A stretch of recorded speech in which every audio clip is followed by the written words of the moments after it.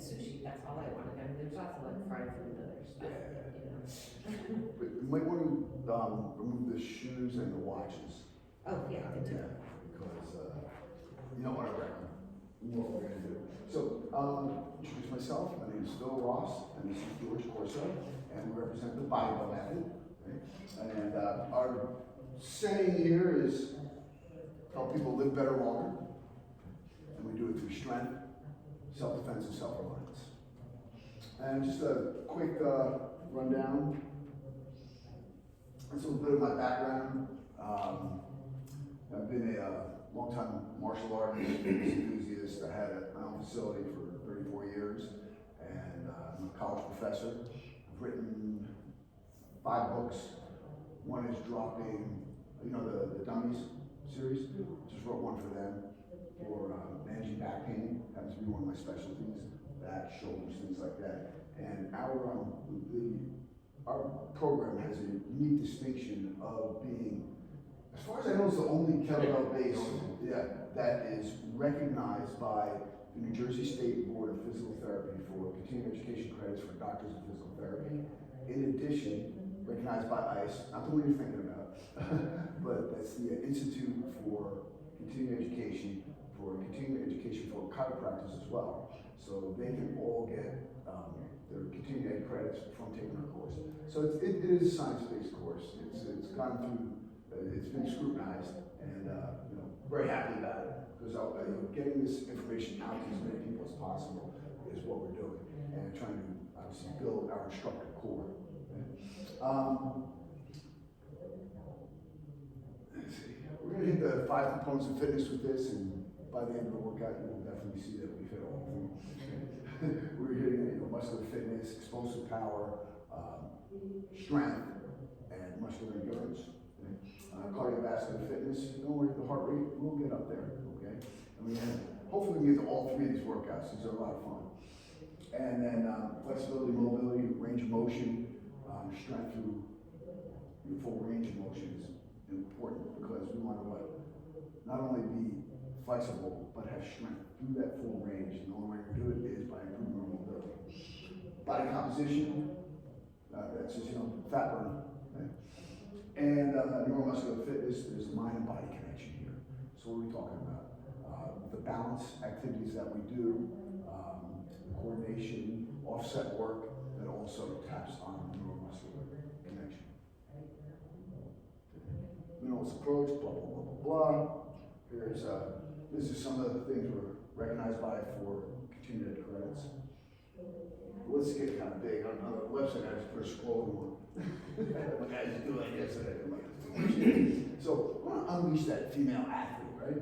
And one of the cool things I like about kettlebell training, kettlebell-based training, is that it's very athletic. And then we put in our component of skipping rope. What do a lot of people do for endurance? If you go running, I mean, it's good, but running beats you up after a while, especially if you really get into it. It depends where you're running. Like a person, I'll only run on dirt and grass on the trails. I'm not going to go beat myself up on the cattle. It just hurts too much. Too many years of doing it. So skipping rope is a great way to get your cardiovascular, and you don't have to go anywhere. You can do it just about any place. So I always carry a jump rope with me. And we're going to get into how to jump rope. There it is. So, I know there's some people that may not know how to jump rope. So it doesn't make you a bad person, and you're never too old to learn. So, if we're going to skip rope, right? Does everyone have rope?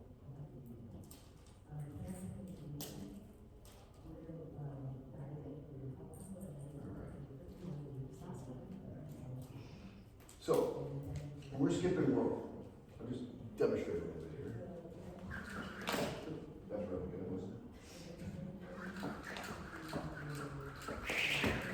Okay. When we're skipping rope, I want to use my wrists primarily. I don't want to use my arms. Okay? And ideally, when we do it, the rope will hit the ground. That's when time we're jumping. So when I'm teaching someone how to jump rope from the beginning, I say, when the rope hits the floor in front of you, that's when you time your skip. I actually even have a tutorial on my YouTube channel on how to skip rope too, so if you get lost, feel free to go. So here, so when it hits, that's when it jump. I'm gonna go a little slow and stuff. Does the length of the rope matter? Yes, length of the rope. And if you have something that's too long, hold your hands out farther. If it's a little shorter, bring it closer. And you know, you can do a lot of fancy things with it, but skipping rope, now is great for you. Like, before every workout, I do 500 skips on the rope.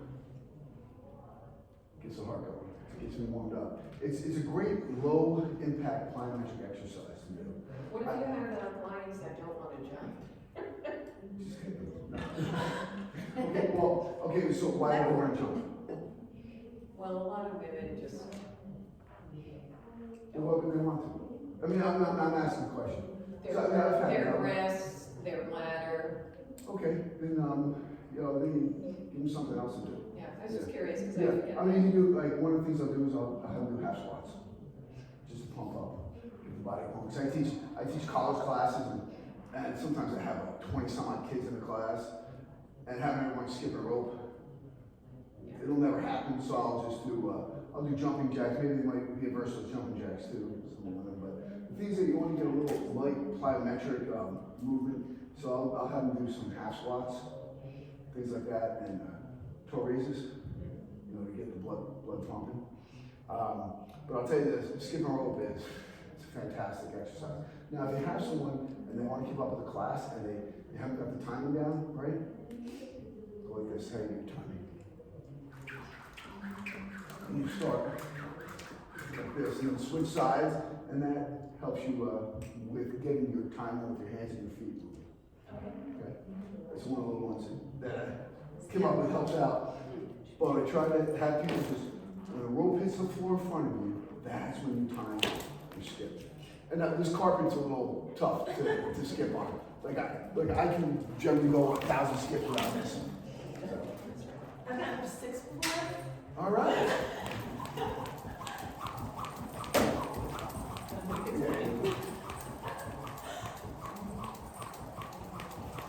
Nice job. Nice. Check the other thing. See it? You use your arms a lot? Yeah. Just focus on the wrist. Okay. The temptation is to use the arms. So Okay. we just want to use our wrists. Use the wrists. Yeah. Yeah. Let's get a little shift going. Little turn. It gets the heart rate up. Oh, yeah. So just think, you do this. That's for me though. If you jump over for 5 minutes, like run a mile. The rope comes right on to the side, right? You cut the rope out to what's better. Judge. So they'll give you a rope and you pull it out to the side. You reach your arms out, you say, you know, if you really want a rope, but how do you get better at it? You know, the rope just barely catches it. In the beginning, you go long rope, so long cycle down. That's it. Better at it, better at it. All right, good. Great work. Great work. Don't worry, we're gonna get more into this, but I just want to give you a little base on that. Okay? So, we're gonna just touch on. I know well, we have one repeat offender in the class, but but I want to talk a little bit about kettlebell safety, packing the shoulder, engaging the lats, things like that. We want to protect. Okay, so you'll hear me say a couple things like neutral spine all the time. I don't want to round at all. I want to squeeze my rhomboids. So let's everybody find our rhomboids. Okay, squeeze back here, right? Now try this. Bend forward. Oh, everyone was perfect. Because what happened? You didn't round your low back, did you? Because you squeezed the rhomboids. This is one of the biggest ways of being able to help people keep that neutral spine by squeezing the rhomboids and just pulling themselves back here like this. So we try that. Oh, excellent, beautiful, beautiful work. So I want to bear that in mind when we're doing our exercises. Pack the shoulders, engage the lats. And we all know people who have injured their shoulders, right? We all know people who have injured their shoulders, right? How many people really injure their lats? It doesn't happen. They're a big, huge muscle. Load them up. Take advantage of it. Especially when you're pressing or doing push-ups or anything like that. So we want to pack the shoulders, engage the lats, keep that neutral spine, squeeze the rhomboids. And then you hear me say, tighten the butt and tighten the gut. Tighten the butt, tighten the gut, bring the ribs down. Boom, I create this thing called a cylinder of power, right?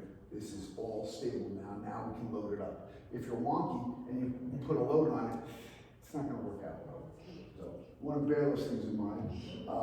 Rooting with the floor. This is why we go barefoot or with very low profile shoes.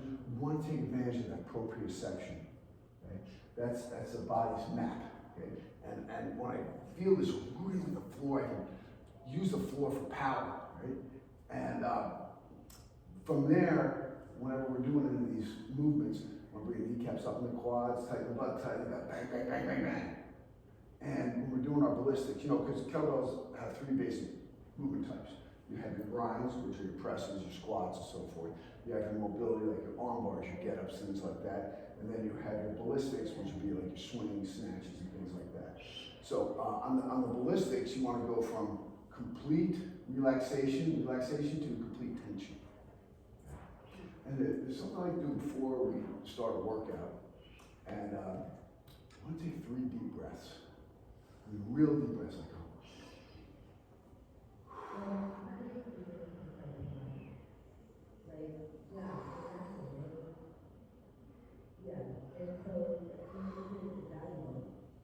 now, why do we do that? First of all, controlling our breath is the most important thing we can do. Because if we can't control our breath, can we control anything else? Right? You know, the 3 minutes without breathing, 3 days without water, 3 weeks without food. Breathing's first. So if you're not controlling your breath, you can't control anything else. So learn to control your breathing. The other thing is that we have a thing called the SNS, right? The sympathetic nervous system. And we're going to use that breath to trigger our SNS to let us know we're getting prepared to do a workout. We're getting prepared to do something. We're getting prepared to perform here. So your body will get used to it and your mind will get used to it. I even have a sign up to my students, 3 deep breaths, you know, it's like, breathe, okay? And I was a combat athlete for a long time and a coach for even longer. One of the things to say to my guys out there, breathe, right? Sometimes that's all I say, is just breathe. Because the hold the breath and get tense and it's scary out there too, right? You know, it's like somebody wants to take your head off. So focusing on that breath is excellent, especially when you teach the boxing, right? How much you have to tell them to focus on that breath. Yeah. So that's one of the things you also want to do. And we'll tell you that doing those 3 deep breaths are just, and after you do it for a while, if you do it every workout, your body's going to know when it has to go. Kettlebell safety. Don't try to save a rep. It's a kettlebell. Step back. If you're losing it, step back. Just drop the bell. Okay? Don't have any kettlebells behind you. Why? Because we fell backwards and you want to trip over a kettlebell behind us, right? You want to hit your head in the wall. Not a good thing. You never hang a kettlebell on your thumb, always on the back of the hand. And there's some moves that I can do, but I don't do them anymore. I don't do them in front of people because the risk-reward ratio is just not there. Like a bottoms up get up. Did I used to do those? Yes. Will I do them anymore? No.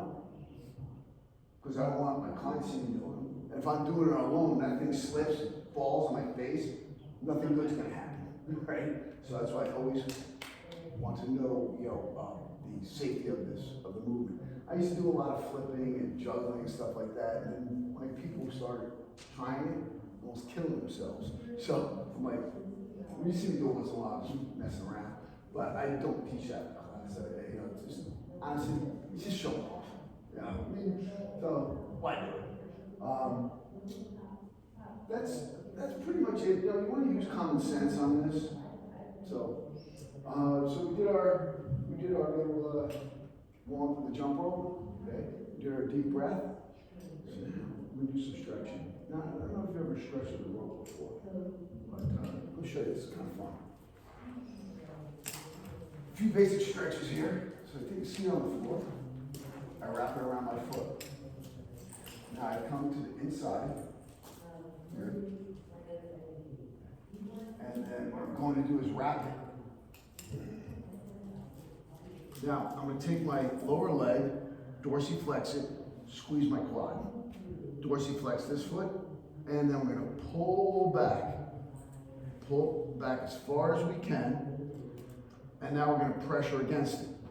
1, 2, 3, 4, 5, 6, 7, 8. Relax, stretch a little farther. And pull. 1, 2, 3, 4, 5, 6, 7, 8. Good. Relax and pull one more time. And 1, 2, 3, 4, 5, 6, 7, 8. Good. Now, see the foot is up here. We're going to bring it all the way to the side. The leg out to the side and pull up. And 1, 2, 3, 4, 5, 6, 7, 8. Relax and stretch again. 1, 2, 3, 4, 5, 6, 7, 8. Relax, stretch again. 1, 2, 3, 4, 5, 6, 7, 8. Good. Now bring that leg back up to the center. Take the rope, wrap it around the other way.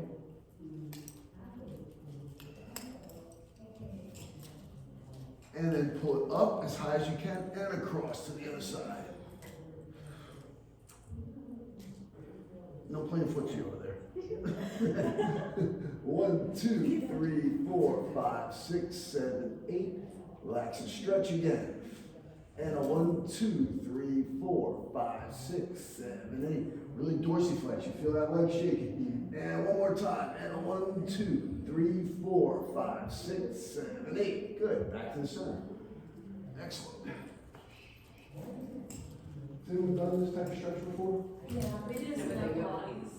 It's like your straps. Straps. Yeah. And yeah, it looked like you're pretty used to it. So. And up and back, dorsiflex. And 1, 2, 3, 4, 5, 6, 7, 8.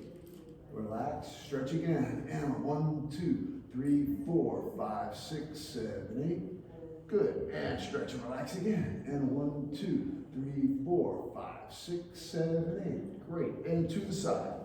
Open up.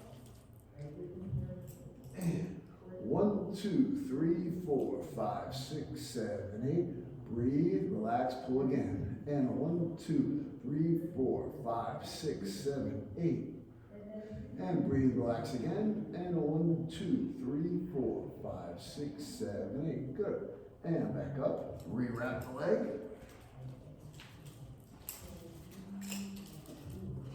And pull to the opposite side. Good stretch. And 1, 2, 3, 4, 5, 6, 7, 8. Relax and stretch again. And 1, 2, 3, 4, 5, 6, 7, 8. And one more. And 1, 2, 3, 4, 5, 6, 7, 8. Good. Excellent job. All right. So you can put your ropes to the side for now.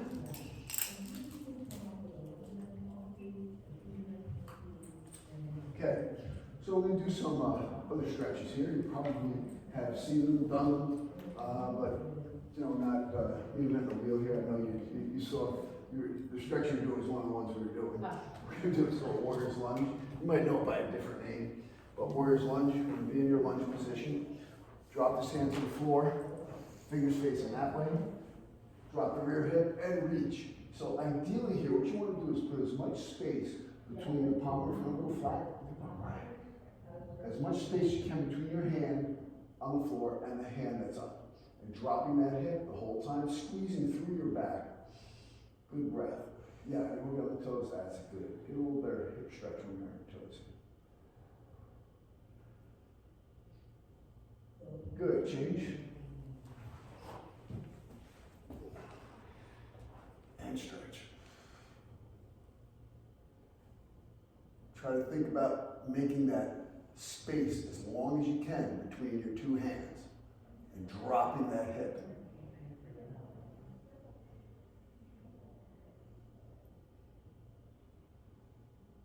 Good. Excellent. And we'll do some cobra variations. I'll show you two of them here we'll do. Standard cobra and the prime cobra. Okay? Standing cobra. This time I'll put my feet, toes on the floor, arch up, squeeze. Contract the glutes, go to the ceiling, and down. And up.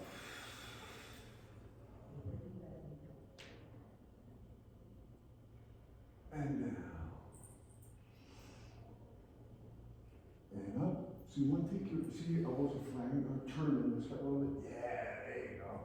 Good. Keep it tight to your body. And down. See when I'm coming down? Watch me now. I'm not coming here, I'm coming here. Okay. Yeah, it's not great for your shoulder going around here like that.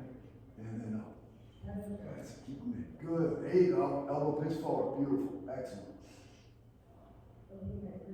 And down. One more. And up. So when we're in this up position here, straight feet apart, and drop one hip to the other. It's called a prying cobra. Arms are locked, shoulders are packed, lats are engaged. Elbows locked, roll side to side. Good. Now rock back into the child's pose. When I'm here, I know it's kind of maybe a little gross. I just think of like a meat hook in my back, spine pulling up to the ceiling as I drop down. But I just want to get that arch so really good up there. Good. Okay, you're all familiar with bird dogs, right? So we hit 5 of those each side.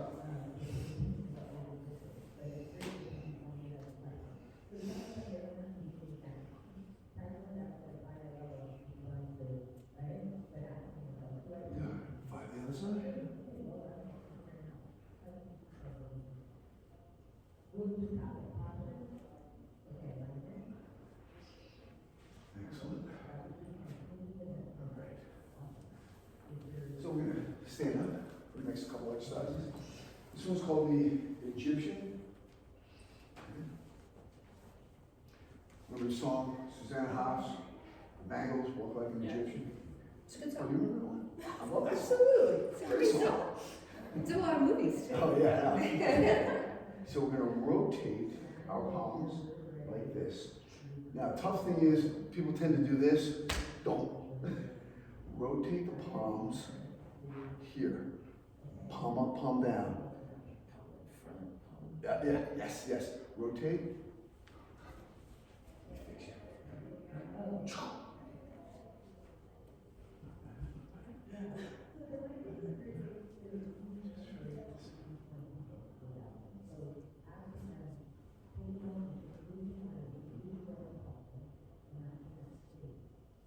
There you go.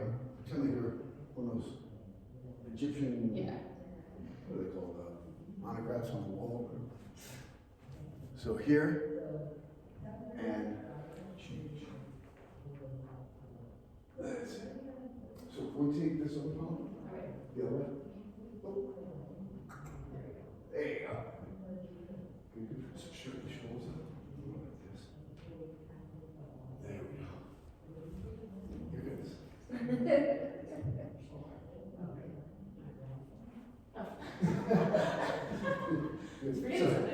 It's not easy. And then we come here, ideally we rotate 3 times. So, but I don't want to come here, I want to come here. Rotate. And again, we're trying to make as much space as we can between our hands. Okay. And rotate. And rotate. Good. Excellent. That's the fun with the Cossack. George is really good at these. I had to dig a hole for him. So the Cossack, come down here and roll side to side. And when we go side to side, try to let the butt come up. And I turn into this here on my heel, rotate, and turn. Oh, nice. If he's able to get up, it's a good thing. If he doesn't, it's a bad thing. Rotate. And try to keep the butt as low as you can. And we do 5 repetitions each side. That should be good. Now this one's called the frog stretch. You might know it, you might not. So here, put our knees apart and our elbows are on the floor. So what we're going to do is really what we're going to do is pull our arms back and push the knees out to the side and hold. 2, 3, 4, 5. Are the feet externally rotated or? I just have my feet on the ground like this. I can't do that. My knees will fall off. So you're pulling your elbows towards you? Yes. I usually do this one like that. I'll use it probably on the sandbag. Wow. And then we pull the elbows in again and push out on the knees a little bit more. And keep pulling in, pull into the hips as hard as you can. 1, 2, 3, 4, 5, 6, 7, 8. Good. One more. Knees apart. Pull deeper. 1, 2, 3, 4, 5, 6, 7, 8. Good. And right from here, drop the hip, one hip back, stretch. Now I'll put my toe this so I get a little more hip. So I actually put the top of the foot flat. Some on the toes, some not. And then rotate other side. Slide that leg back. Arch up. Chest tall. Good. Excellent. So we're going to grab a kettlebell. All right? And they have some nicer size ones over here if you want to get those. I wouldn't get a huge one. Reason is we're going to be working on the intrinsic or support muscles as opposed to the prime movers for now.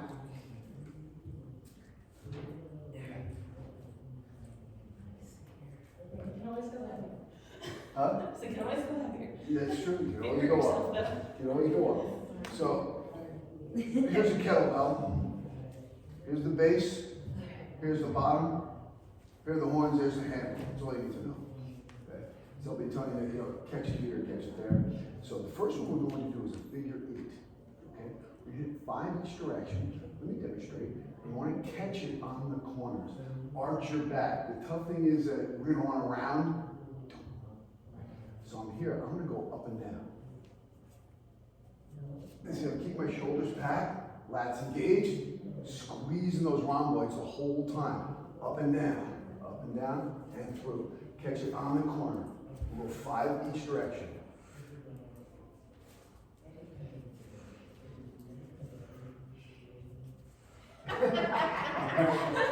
The other way. Okay, so we go. So here, as you got it back. You got it back. Good. Yeah, you get rid of one way and reverse it. Yeah. Well, it doesn't work this way. There's your neuromuscular right, connection, right? Mind body. Good. Now, the next one, I'll tell you, this one I actually throw it behind me because I'm going to put my feet close together here, and I get a little up and down motion. See, I throw it from one hand to the next. And see here, you don't want your knees. Oh, yeah. Yeah. Thank you for noticing. Yeah. So we don't want to be like this. We want to have your feet like this. Don't let those knees. Yeah. 5 one way and 5 the other way.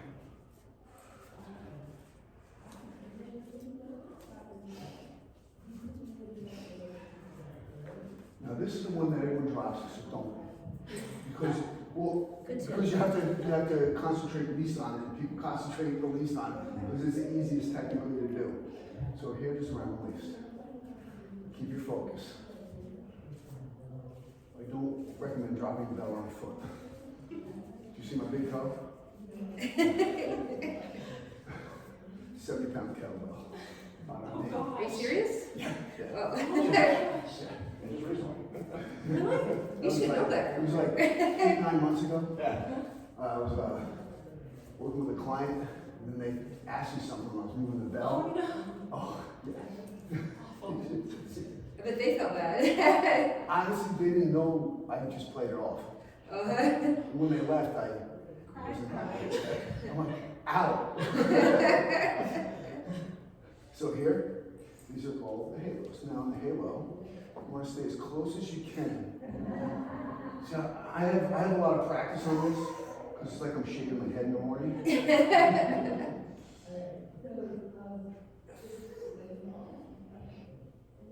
Under the chin, and around the head. Under the chin, the belly's up here, right? And 5 one way, and then 5 the other way. You're leading with your elbows. Think about leading with your elbows. Right? Coming as close as you can to your head with the bell.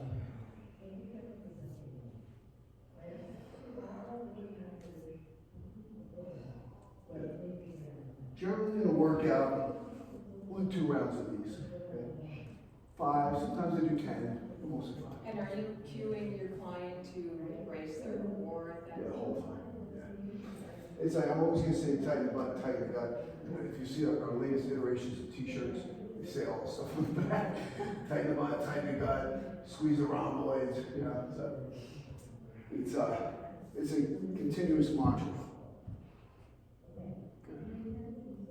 All right, so this workout is called Scrambled Eggs. Okay? So on this one, we're going to want to get 2 kettlebells. I'll demonstrate all the movements. One medium, one. No, same size. Same size. So 2 is the same. Yes. So we should grab those now? Yeah, just grab the pressure. Yes. Beautiful, thank you. Yeah, there's a bunch more kettlebells in there too. Oh, they have a whole, A whole slew of bells. wow, Whole box of bells. what a beautiful thing.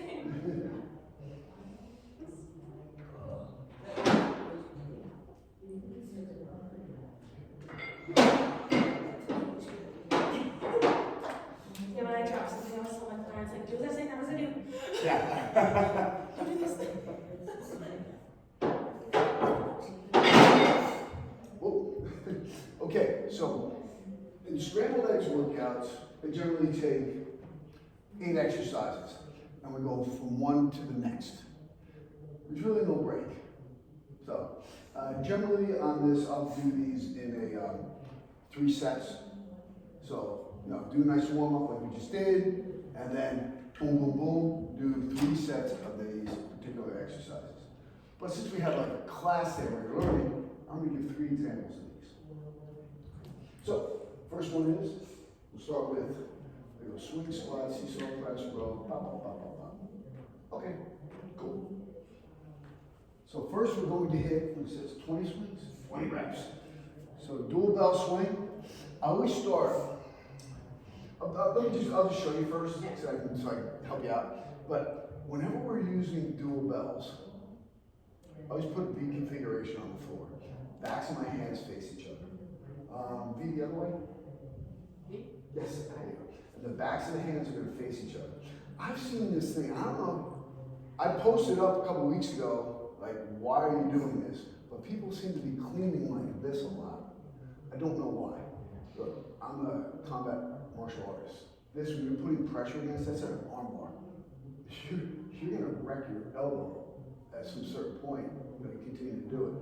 But some of these, they're young and jacked. I guess they can get away with it now, but that'll catch up to you. So I've said, hey, listen, why are you doing that?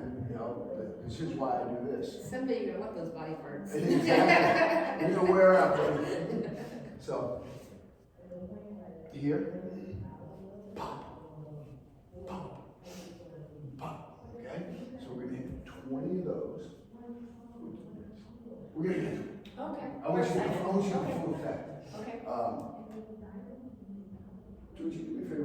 Yes. Okay, so after we hit our 20, you rack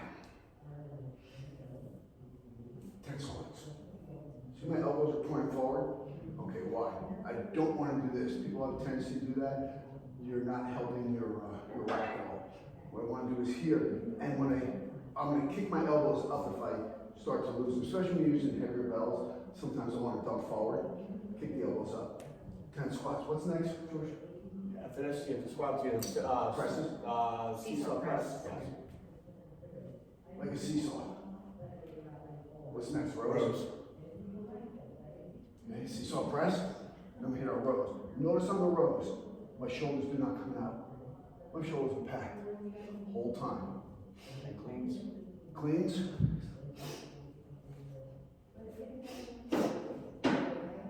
Rolling floor press.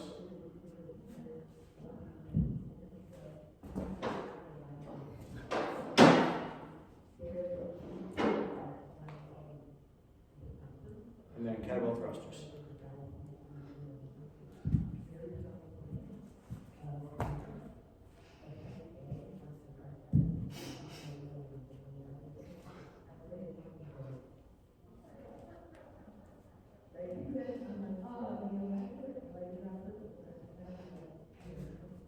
And that's our circuit. You ready, team? All right. Let's hit it. 20 swings and begin. So if we claim the bells, it's turn the other way. Just turn like this. Yes. What's happening is your shoulders get a little impact. Good. You're gonna flatten out top here. Turn flat. That's it. Flat here, okay. Yeah, let's go away. And then perfect. Hey, beautiful. The hamstrings are all over. Your shoulders back.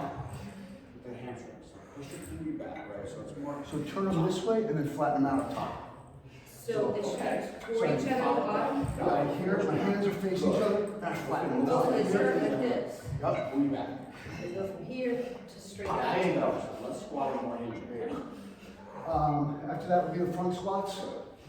Here. There are squats. Elbows in.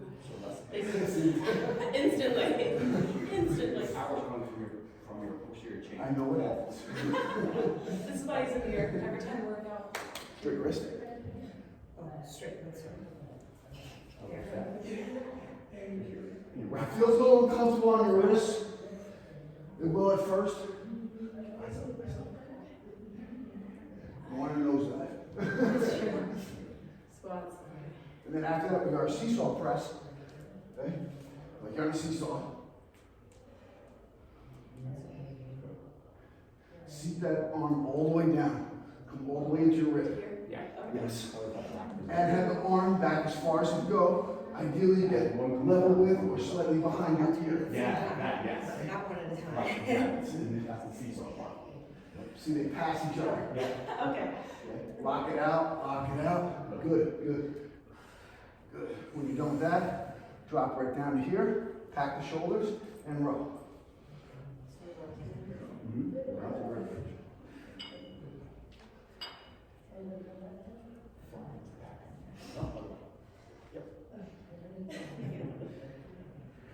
After the rows, we do our cleans. Breathe on the hip hop. Breathe here.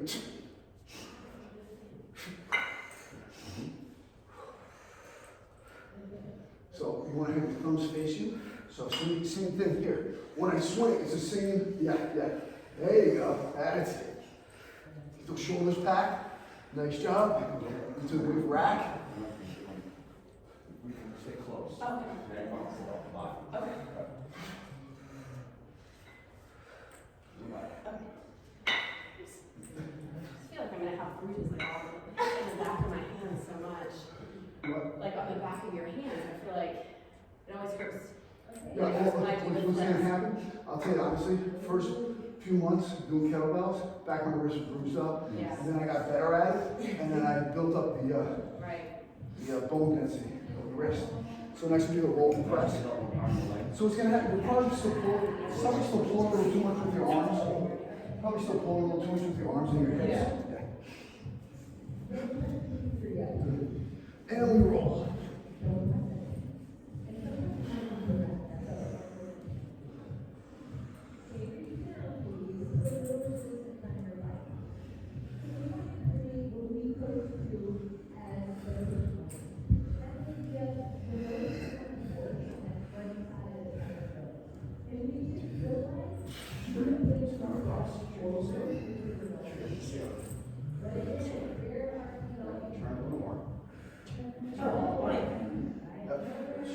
Even if you want to have to keep your legs straight out, or more from your legs straight out, both of them. Yeah. Now, oh no, keep them together. Keep them here. And roll.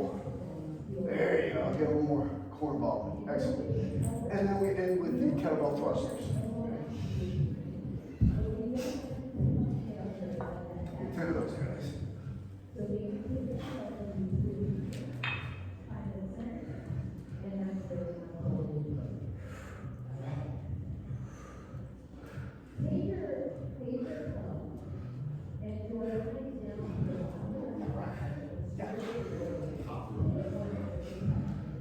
Just trying not to bang my wrists. A work in progress. That was great. Yeah. There's a couple of hints. There's a couple of, do I do Tabatas? Yes. But there's 3 other hits that are indigenous to our system. One of scrambled eggs, what we just did. A couple different ways to do scrambled eggs. You can do it either for time or reps. I generally use reps. The next one is one I call the Philbata. Okay, it's a single bell. And we're doing this one. You should really up your rope jumping game. Okay, we won't do the whole thing inside, unless you want to. But what we do is we skip 100 skips on the rope in between each one. So today.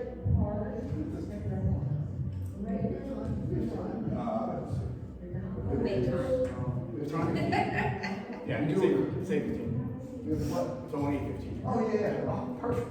Okay, so what we do is, so you take these exercises, so we do a mix of kettlebell, and I think we have some body weights in here too. And we skip rope in between each one. But this one we only have one bell. So let me go over the exercises real quick. Plyometric squats. Bottoms up. I grab it at the bend of the corner, not here in the corners. So you just rely on your grip strength. So here, plyometric squat. That's one. Next one is a split squat, right? And we'll 10 each side.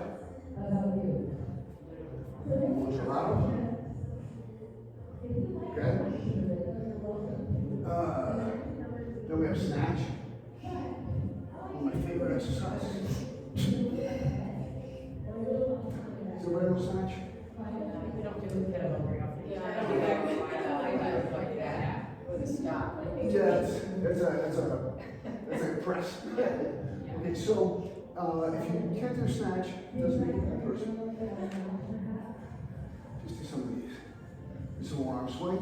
And again, that would be a regression if you teach your class. Do you guys want to learn how to do snatch? Yeah. We were at least trying. Yeah. So on the snatch, one of the things is pull and a punch. Pull and a punch. And the thumb is facing me. Always like I'm zipping up a coat, right? So what we're gonna do here, my thumb is facing me, right? I start off here. Every single ballistic exercise we do starts on the floor and on the edge. On the floor and on the edge. So I'm here. See, it's on the edge, on the floor. So when I hike this back, I'm gonna bring it up. I'm not horsing it out here. It's a pull and a punch. So I'm tight to my body here. Here, tight to the body. See, it comes tight. So I throw my elbow over. So, well, I'm gonna fix that out because your tendency, you do what most people do. Tendencies come outside. How do we fix that? We start by doing this. The first move you learn is the high pull. Okay, so what's the high pull? High pull is simply this. Here, my thumb is down. Thumb is down. So here, I want like I'm elbow smashing someone in the face behind me. So if the belt is hanging, okay, the belt's hanging, we're not quite ready. So watch one more time. I'm not, my hand is in here, it's here. So my thumb's down. Right here, thumb is down, thumb is down. See that thumb? It's down the whole time. Thumb is down. There you go. And elbow smash back. Get that elbow back there. Elbow back, elbow back, elbow back. Use those hips. So use your hips. Thumb down a little bit more. There you go. 5 on the side, 5 on the other side. Don't be afraid to pull that hand back. Here. Boom. This is my high pull. And once you're done with the high pull, you do the snatch. But don't worry about that right now. We're going to focus on our high pull. Feels different too. It's different than doing like the dumbbell where you can. Oh, yeah. Well, here, I'll explain one of the major differences. Yeah. Okay, gang, here's one of the major differences between the kettlebell and dumbbell. People say, it's the same. It's really not. It's really not. Can you do some of the same movements? Yeah, but the effect is nothing near it. Why? A dumbbell and a barbell have unilateral distribution of weight. Okay? Kettlebell, the center of gravity is constantly changing. So on a dumbbell, if I do a snatch with a dumbbell, nothing really moves, right? When I'm here, watch it. The bell changes, right? It's in the front, now it's in the back. I had to recruit a whole ton of stabilizers in order to be able to do that. And keep the motion safe. So it's a lot more difficult. There's a lot more going on. And then you have that neurological connection. Okay. So there's a lot of technique that goes into the snatch. And do it wrong.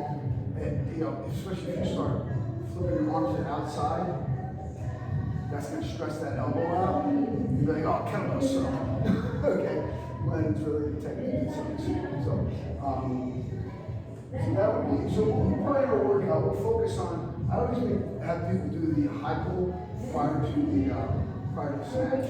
I'm worried about hurting your shoulder and elbow. So, then we do push-ups, and I'm going to show you something on push-ups.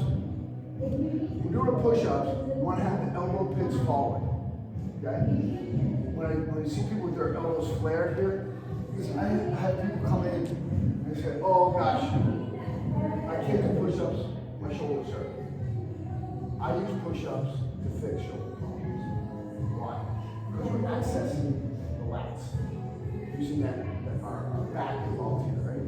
So if I'm here and I'm doing a push-up, that's really bad for my shoulders. You're stressing the daylights out of me. So what I want to do is I want to pack here. What I just did is I protected my shoulder. Pack the shoulders, engage the lats. You want to think like that all the time. So I'm here, pop. I pull myself down. Pull myself down. Pull myself down. Okay? Now, many people, especially train a lot of women, they do the push-ups on their knees, right? Don't ever let them do that. You say, well, how am I going to do that? I'm tell you, if I show you this method, they will be doing push-ups, right? Guarantee that they'll be doing push-ups, full push-up that day. And if you don't do push-ups, then we'll do a full push-up today. What we're doing is we're creating tension. How do we create that tension? So I'm here, I tighten my butt, tighten my gut. See, my knees are off the ground, right? Bring my kneecaps up into my quads, my core is tight. I trained so many women. I mean, I have women, fighters, athletes, and everything. Some couldn't even do push-ups when they came to New York, but everyone does them now. I have kids in college, and I also teach, we have a high school that comes to our college, and some of these kids have never done a push-up. They do a push-up by the time they leave my class that first day. Okay? So we create tension here, and I have my hands here. I have tension on the head. I put my hands right here. I don't let them touch the ground yet. Boom, go up. There you go. Everyone does a push-up then, right? Pull it on your toes, Right? Create that tension. Bring your hands from underneath your shoulders. No, not on the ground, no, underneath your shoulder. Keep up. No, off the ground. Oh, okay. And now go. There you go. Right? That's the easiest push put over down. That's what I'm telling you, because you created the tension. Because listen, we're taught, we go to gym class, right? Gym teacher goes, okay, push-up position. Down. Wait a minute. Down? You said push up. Why am I going down the first move? Okay? Start on the floor, go up. I think, because I also had martial arts for 34 years and had these kids. So every iteration push-up. All kinds of crazy stuff, right? Horrible. And I said, oh man, I got to figure out a way to do this. So I really eliminates the push-up. Why do we do push-ups? Why is it a great exercise? It's a full body exercise done properly. So it's not an upper body exercise. You want to tighten everything up. So everything's tight, fire, bang! And we pop up. Okay? So it's like 10 fires. And even if an experienced person can push ups, these are great. 1, 2, 3, 4, 5.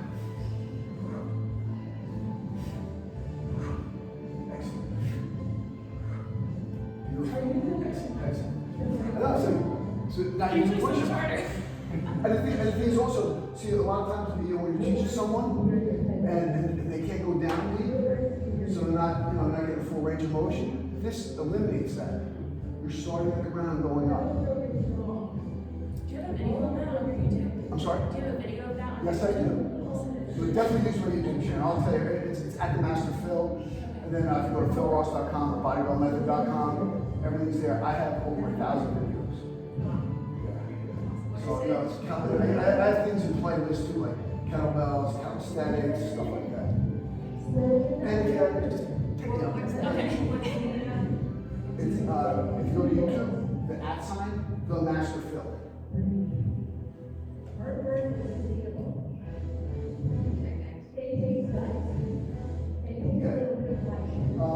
Overhead lunge.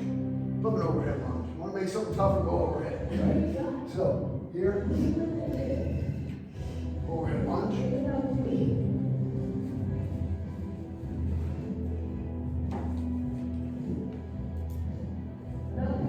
Same side. Notice here, when I'm overhead, I want to have my arm equal to my ear, slightly behind. And you may find that some people find stepping backward easier. Yeah. Okay? Either one's acceptable. Either one's acceptable. So that would be that whole workout. Can we teach you the next one too? We want to do this one. You should try it after we see it. Yeah. Want to have that arm locked 100% and back. So what we want to do, see, here's, I'm going to show you something. That's very typical. Well, why is that? Why do we not want to do that? Because when the wrist is bent, the elbow will bend, and the shoulder will come out. So it's super important to have that straight wrist. If your hand is open, as long as your wrist is like this, it's fine, but not too big. So you want to make sure that you have that good straight wrist the whole time. Because I want to have that full connection. So my wrist, even knuckles to the ceiling. So you feel more comfortable back to the wrist. I talked about here to see like where exactly. Okay, so Trish brought up a point. He said it's hard to see without a mirror. Okay, so this is what I want you to do. In my studio, I don't have any mirrors. Why? I want you to feel it. To me, we're talking that whole thing very extrinsically. I want it to be an intrinsic thing. I want you to feel where your body's at, mind-body connection, right? So, with by feeling where you are, I know exactly where I am right now. I feel my body position. I know that my fist, elbow, shoulder are in alignment, locked. That's beautiful. Nice. And I wrist straight, knuckles to the ceiling. See my knuckles to the ceiling? So if I'm like this, then that chain's gonna break. I want to be like this. Lock it up a little bit more. You feel that? See? You can do it. You just have to remind yourself. And did I say it was easy? No, I never said it was easy, but it's doable. And you want to be here because look, if you're doing a handstand, right? You want to be you want to have everything in one straight line, right? So if I'm handstand, hopefully I pop a nice one here. I want to have everything in one straight line, right? So I want to have my shoulder, my hip, my knee in a line. If I'm here, I'm not going to stay up there. This is where I want to be. Now I'm supporting with my structure. I'm learning a position of strength. That's what we want to own. Own that position of strength. Make sense? Okay. Let's go on to the next one. How long do you find it takes for like a beginner person to, get, because like I was just saying, I don't usually use kettlebells. So, and when I think of my clients in my class, how long would it take for someone to get comfortable It and depends. correct? It depends. A slow learner. It's like, look, everybody's different, everybody's different. I had this 74-year-old client. He came in, I'm like, I didn't know if he was ever gonna be able to do kettlebells. Guy's 74, I got him doing get-ups. He's swinging with a 53-pound kettlebell. Come on, that's ridiculous. The guy's over 50 pounds. He's doing get-ups and swings with a, 24 kg is a nice size kettlebell, right? This guy's swinging with it. I didn't know what he was gonna do. So I just went by piece with him. First started with dumbbells, bodyweight exercises, and also 8 months later, here we are, swinging big bells and doing get-ups at 74. Why? What's a get up? You get up? Oh, sorry. I said, what's a get up? When you're on the ground and stand up? Yes, this one. Turkish get up? Oh, okay, that's, Yeah. okay, got it. You guys all know Turkish get up. So what is the difference benefit of the kettlebell versus the kettlebell? Okay, well, the universal distribution of weight in a dumbbell, everything is universal, dumbbell and barbell. With this one, the center of gravity changes. Okay, so I have to recruit a lot more stabilizers.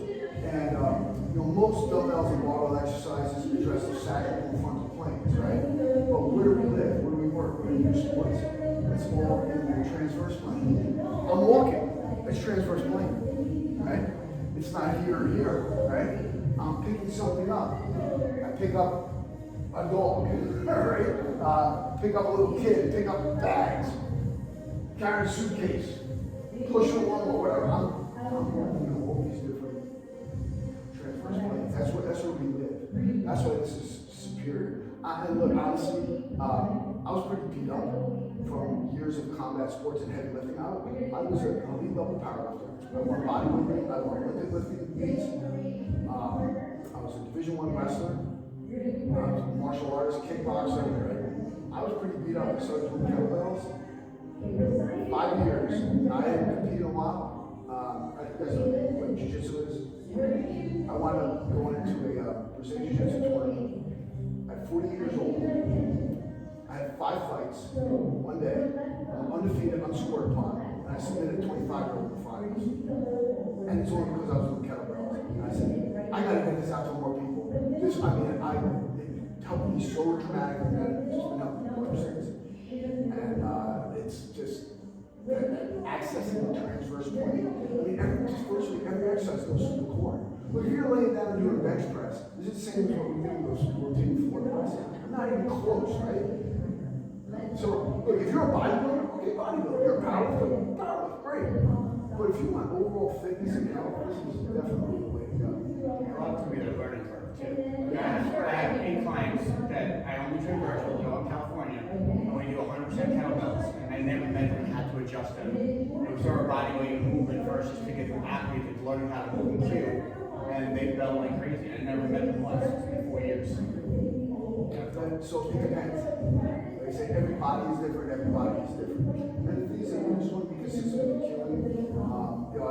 And that's all in all the certifications. And I do a lot of cues on my YouTube channel too to help it. And then I have a book that's got over 100 workouts that I take.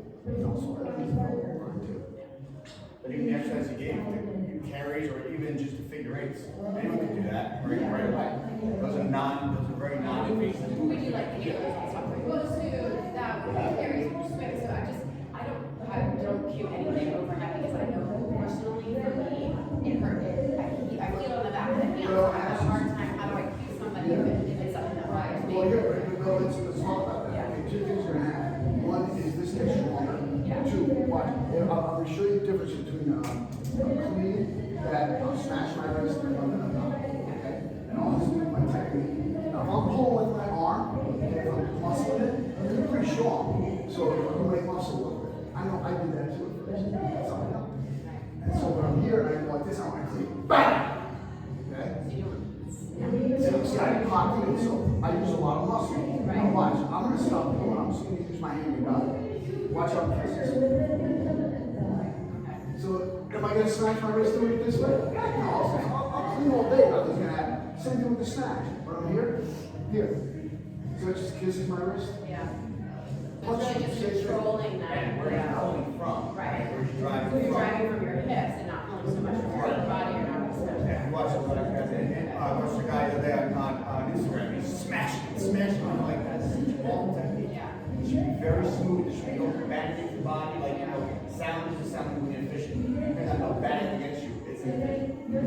It's inefficient. And you see, but like, watch it, I'll show you side, how it just kisses, right? Here. If you snatch like that, it's not gonna hurt you at all. And again, it's just, you know, like, it's being willing to spend the time on your belt. Yeah, it's practice. Yeah, it's just gonna be practice, yeah. And I'll tell you, I practice tons. And here's one thing to do too. Like, even right now when I'm teaching, I'm thinking, I'm gonna get better at this. I'm trying to make it better every time. Every time you grab a bell, every time you teach, every time you train, it's how to make it better. But, but will it take time? Heck yeah. I've been doing this 20 years. Okay? Every day. Okay, so it takes time. But again, to speak to the adults, you can bring them along, and just don't make them do something that's too much. Keep them like succeeding, little bits of success, and mix it in.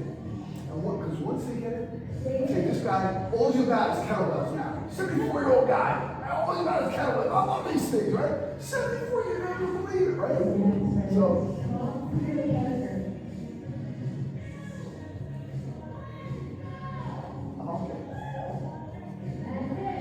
This is a strange question, but do you have a brand that you prefer? Because some of them, the handles are so wide, like I really get the I'll tell you right now. Yeah. The best bells out there, Yeah. not cheap. Dragon. What is it? Dragon. Okay. They're available. You can use a link on my site. Yeah. There are the RKC bells, which are parallel challenge bells. They're the best. Yeah, really different. I've had some of these. Okay, it's a decent investment. First of all, not that much more than the other ones. But the finish on them, these are okay. But the finish, this finish is shit. My finish, those things are so good. And I have other ones. I have the power system, the roll bells. The power system, the torque. The torque cables with the system. The torque ones are better than the power system ones. Those are the ones that get you Yeah. stick with the handles. You can't. Yeah. I never know. I sold all. But I just really, I have a couple road. The reason I have the road is because I have the ones that run 50 pounds. I have 150 pound kettlebells. Back where they go, I have 132. So I run 2 roads. But again, they're a little more money, but they're definitely money. And also some of the other ones are like in their hands. Yeah. And then some have those funky handles. And then there's another one I call the balloon bells. They're like different colors. They're all the same size. It looks impressive. The bell's this big. It's about 5 pounds. F45 uses those, and they're like textured on the outside and huge. Like you can be here and maybe they're this high to do like. Yeah, it looks like a combination of weighted kettlebells and supported kettlebells. And all the volumes exactly the same. They're all with the same size with their different weights and they're textured on the And you want outside. people online to paint them, right? People look at the ones. And they'll do their videos, and they're like 10 kilograms. I just love kettlebell, especially we do a hard style training. It's more adept to developing strength and overall conditioning in some nervous systems. So I'm very partial to the bells. Again, I've tried every arm bell on the planet. Even those guys, I know I'm big on it. Guys, kettlebell kings try to get me, not only kettlebell kings, try to get me to do it. So, it's time, right? So we got 5 minutes. So we have Q&A. Do you have any more? Did you see what the other workout was? Oh. Actually, no. I actually just had a cool down. Oh, I think No. there's another one too. Yeah. So this cool down is kind of fun. So we just get rid of the bells for now. Fun little cool down. I'll tell you what, I like this. This is a nice setup. Yeah.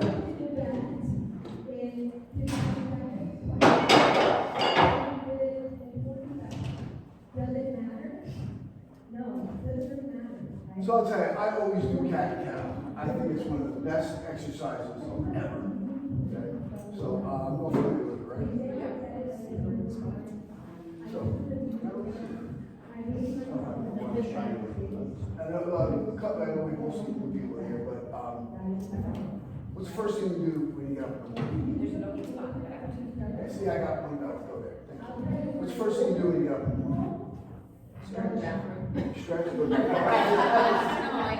After hitting the back. So basically, I stretch every morning. First thing, because you look at a dog or a cat. What's the first thing they do when they get up? They stretch. Are they smarter than us? Maybe they are. I don't know. But you know, we need to stretch, and these are some of the stretches I do every morning. So we do cat and cow. Hit 10 repetitions. Arch all the way up. Starting and stopping for your mindset. 5 minutes. Yes. So that was a 5-minute duration. So now with your partner, can you remember to use your brain?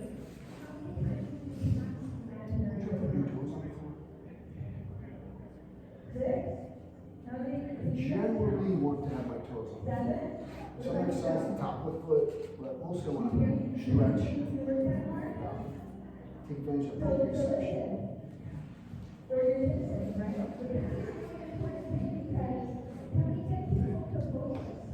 Yeah, just go a little straddle stretch. You can stand or seated. Sit around and stand on the floor.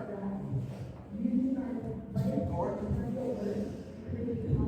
Arch it back good. So if I'm here, right, and I push forward here, and I arch my back. I'm not going to round my lower back at all. I'm going to go for my hips, pull myself down. Feel that pretty clearly, right? Keep that back engaged. I get that part when I'm going on my back. What I want to do, stretch muscles or get down deep. Just the side. You could watch the time, right? You could my other classes, we did very good. Change it. Cat walk, nice job. We just looked at what was there. And then we started writing songs that look at after the time. All right, this was fun. Write stuff right now. Tall kneeling bridge. Right to the bottom right behind. So, may take a few reps to get down there. And it may take some practice if you've never done this. It just takes me a few reps to get back. Tighten up. You want to tighten the butt, tighten the gut. We're going to pull ourselves all the way back. You can put your hands here, here, here. I don't care where you put them. You see what's more comfortable for you? And go back as far as you can go. With being able to come up. That's impressive, guys.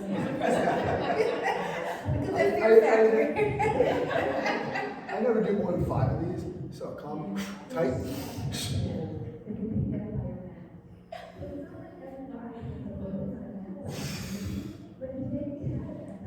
Takes some practice. And you'll get deeper. You want to maintain your attention. No,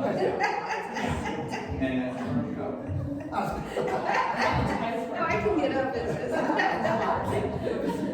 getting from there to there. I mean, it's really easy. This is really, it's very good for your posture as well. So again, we're using about 5 of those. Now, this one's called an X roll. Okay. So on the X roll, what I do here, you get an X, and I try to not let my feet and hands touch the floor.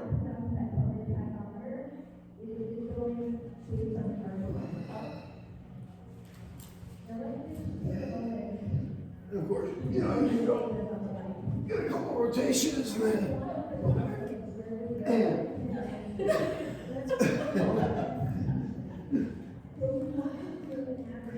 it's 5. Hey, look, she's like, listen, look. You're gonna have fun working out, it's okay. And then this one's called pretzel. So, I'm doing a pretzel. I'm gonna take my right hand, grab behind my left leg. I take my left hand, grab my right foot. And what I try to do is get my knee and shoulder to the mat. So I'm trying to get my left knee and left shoulder to the mat. I can't get it there, but I get close. Exhale, every time you exhale, go a little deeper. Pull up on the foot and the knee a little bit more.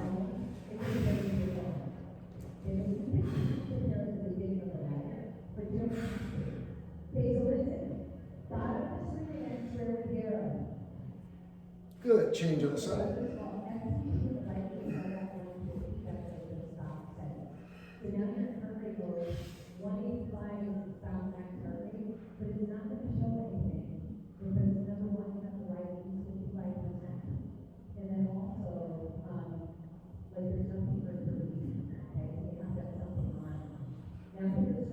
Alright, good stuff.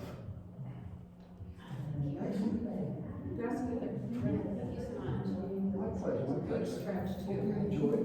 Yeah, you know, it's important to stretch, especially after you work out. Muscles are prepared, they're ready, so that's when you make your improvements. Any questions, anything else? There's I have all these QR codes and stuff, or if you just want to stop by the booth, we have cards and everything, easy to get in touch with. So take advantage of my YouTube channel. Thank you. Great job, everybody. Strength and honor. Where do you want the difference?